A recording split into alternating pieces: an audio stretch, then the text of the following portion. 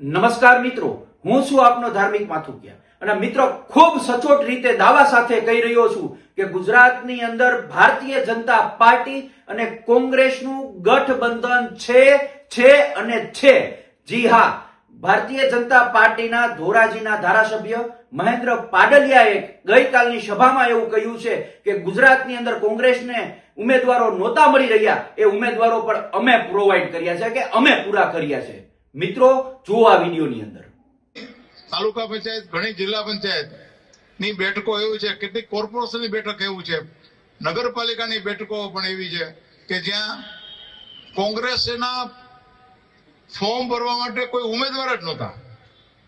તો એ આપને આનંદ થશે કે ઉમેદવારો આપણે આપ્યા કે ભાઈ તમારું ખરાબ લાગે તો આ ઉમેદવાર છે આનું ભરાવી દો.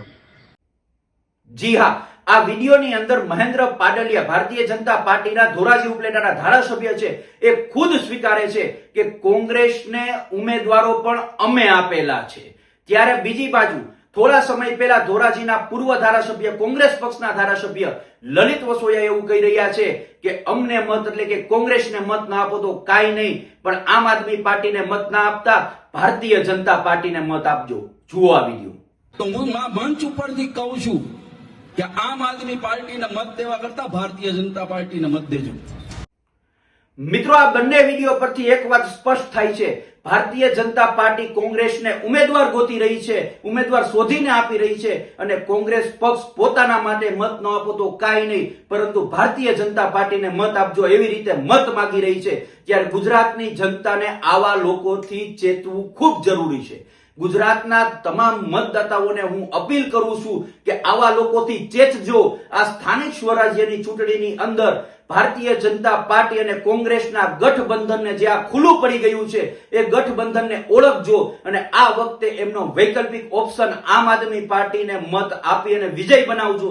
આમ આદમી પાર્ટી આવા ભારતીય જનતા પાર્ટી અને કોંગ્રેસના નેતાઓનો સફાયો કરવા માટે તૈયાર છે. ગુજરાતના ગામડાઓની જનતાનો અવાજ બનવા માટે તૈયાર છે. ગુજરાતની જનતાનો અવાજ ઉઠાવવા માટે તૈયાર છે.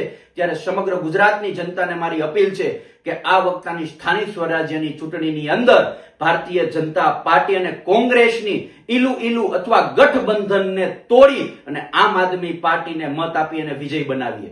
જય હિન્દ, જય ભારત.